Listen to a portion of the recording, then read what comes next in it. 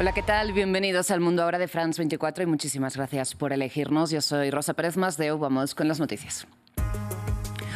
Rusia causa 8 heridos en Ucrania con una oleada de más de 600 drones y 500 misiles. La mayoría, eso sí, fueron interceptados por las defensas antiaéreas de Kiev. Moscú denuncia además que Ucrania lanzó 116 drones contra su territorio. Nuevos enfrentamientos fronterizos entre Pakistán y Afganistán causan la muerte de 4 civiles y un soldado. Ambas partes se acusan mutuamente de iniciar las hostilidades en medio del alto el fuego vigente. Estados Unidos quiere gobiernos afines en América Latina que detengan la migración y permitan la explotación de sus recursos. Fuerzas ultranacionalistas en Europa, contención de la OTAN y control del Asia-Pacífico. La Casa Blanca revela su nueva estrategia de seguridad nacional centrada en el repliegue hemisférico.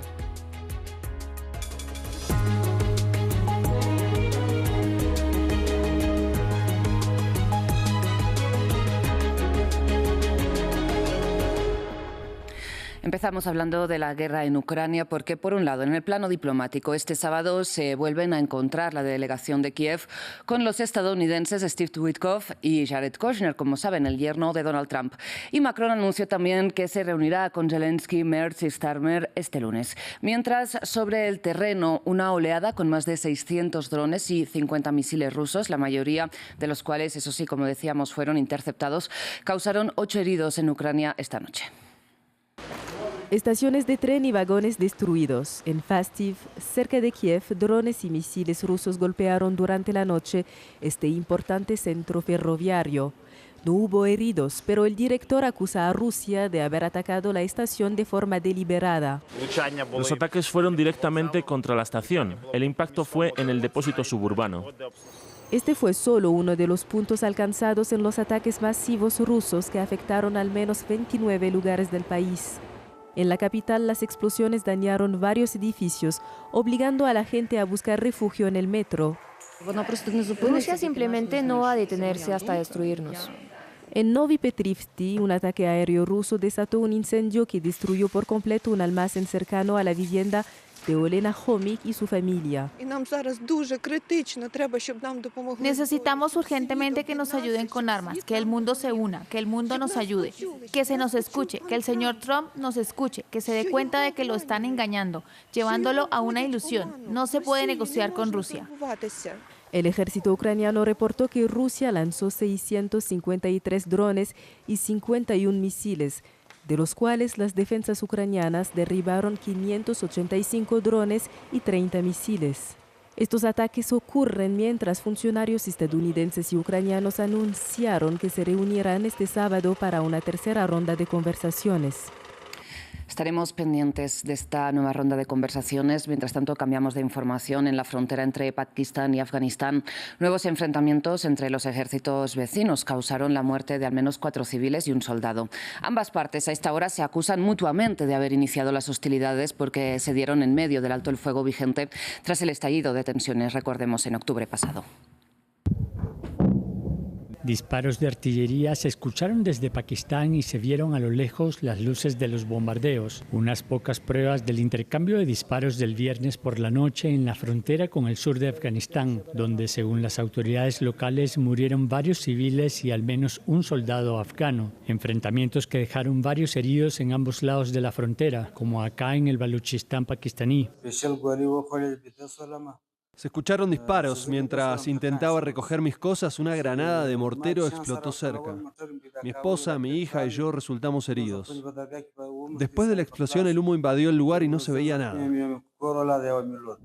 En las redes sociales, el portavoz de los talibanes afganos y del gobierno pakistaní se culpan mutuamente. Ambas partes habrían acordado cesar los enfrentamientos durante la noche, pero la tensión entre los antiguos aliados sigue siendo muy alta. Islamabad reprocha a Kabul que apoye y dé cobijo a grupos terroristas que cometen atentados en su territorio, entre ellos los talibanes pakistaníes, como ocurrió el pasado 25 de noviembre en un atentado en Islamabad que mató a 12 víctimas. Un sospechoso ha reconocido la conexión con Afganistán, la llegada de kamikazes procedentes de Afganistán, su entrenamiento en Afganistán y otros hechos. Por lo tanto, está muy claro que Afganistán está plenamente implicado en esta situación. Esto propició los ataques perpetrados desde mediados de octubre contra posiciones islamistas afganas en las zonas tribales fronterizas, una frontera que en teoría está cerrada. La mediación de Qatar y Turquía permitió la firma de una tregua en Doha el 19 de octubre, pero la situación está lejos de ser resuelta. Antes de los intercambios de disparos de este viernes, los ataques a finales de noviembre contra una ciudad de la provincia afgana de Khost causaron una decena de muertos entre la población civil. Cambiamos de información, vamos ahora hasta Indonesia, donde las autoridades confirman que ya son al menos 897 los muertos a causa de las recientes y devastadoras inundaciones y deslizamientos de tierra que afectan el país. La isla más impactada es en estos momentos la de Sumatra, donde hay 451 personas desaparecidas a esta hora y miles de damnificados piden al gobierno nacional que declare la emergencia para que se liberen fondos adicionales para la atención. No tuvimos acceso a nada aquí durante 7 días. Para satisfacer sus necesidades diarias, Consumimos brotes de palmeras, brotes de lechos y diversos tipos de verduras que pudimos aprovechar porque no recibimos ayuda del gobierno. Después de que la inundación retrocedió, salimos y pudimos conseguir ayuda.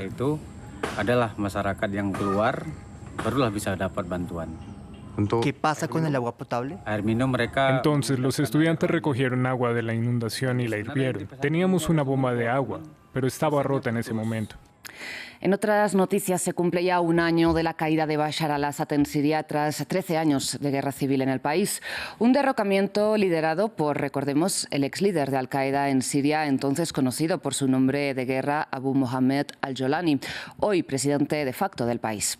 En un año, Ahmed al-Sharaa ha pasado de ser uno de los hombres más buscados por la CIA a ofrecer un discurso en la sede de Naciones Unidas en Nueva York, recordemos, y a ser recibido en la Casa Blanca por Donald Trump. Creo que después de 25 años la gente ha tomado mayor conciencia del significado de la palabra terrorista y de quién merece exactamente esa etiqueta. Personalmente nunca he hecho daño a ningún civil.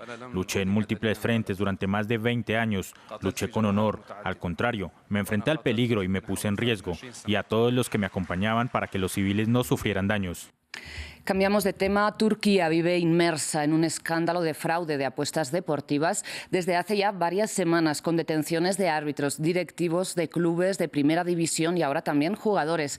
En las últimas horas, la policía turca anunció el arresto de 46 personas más acusadas de apostar ilegalmente en partidos de fútbol profesional. Nuestro corresponsal en Estambul, Adrià Rocha, tiene los detalles. En el marco de una macroinvestigación judicial en Turquía por apuestas deportivas en el fútbol profesional turco, la Fiscalía de Estambul ha anunciado la detención de 46 personas entre ayer viernes y hoy sábado vinculadas a esta supuesta red de apuestas deportivas. Entre los detenidos están directivos de equipos de primera y segunda división, también miembros de los cuerpos técnicos e incluso periodistas, pero sobre todo de los 46 detenidos en las últimas horas, 27 son futbolistas profesionales, tanto de equipos de tercera, segunda como de primera división del fútbol turco. Entre ellos, sobre todo, destacan dos, Mert Hakan Yandash, futbolista del Fenerbahce, y Metehan Baltaşehir, también futbolista del Galatasaray. Ambos, Galatasaray y Fenerbahce, son los dos grandes equipos históricos del fútbol profesional turco. Estas detenciones llegan en el marco de una macroinvestigación judicial que lleva varias semanas, por la que también han sido detenidos 20 árbitros del fútbol profesional. Recordemos que en esas detenciones también fueron suspendidos 150 árbitros por estas supuestas apuestas en sus propios partidos, y de hecho de los 571 árbitros en el fútbol profesional turco, 371 tienen ahora mismo en la actualidad, según la Fiscalía turca, cuentas en casas de apuestas, tanto online como de forma física. La Federación Turca, que también está ayudando en estas investigaciones, ha llegado a asegurar que los escándalos revelados en las últimas semanas, que continúan con las investigaciones, están resolviéndose en el escándalo y el daño moral más grande que ha tenido nunca en la historia el fútbol en Turquía. En otras noticias, la jefa de la diplomacia de la Unión Europea, hablamos de Kaja Kallas, insistió este sábado en que Estados Unidos sigue siendo el mayor aliado de Europa. Esto a pesar de que en la nueva estrategia de seguridad nacional publicada ayer por la Casa Blanca, la administración republicana asegurará que Europa se enfrenta a textualmente una desaparición de la civilización a causa de la migración, por lo que podría dejar de ser, piensa Estados Unidos o la administración Trump, considerado un aliado confiable. Veamos más.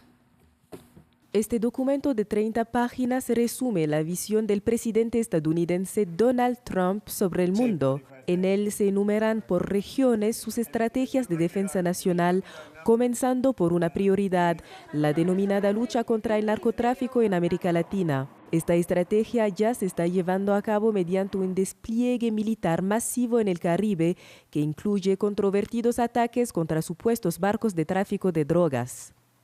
En lo que respecta a Europa, la administración Trump fue directa. El informe sostiene que el continente se encuentra en una espiral descendente por la migración.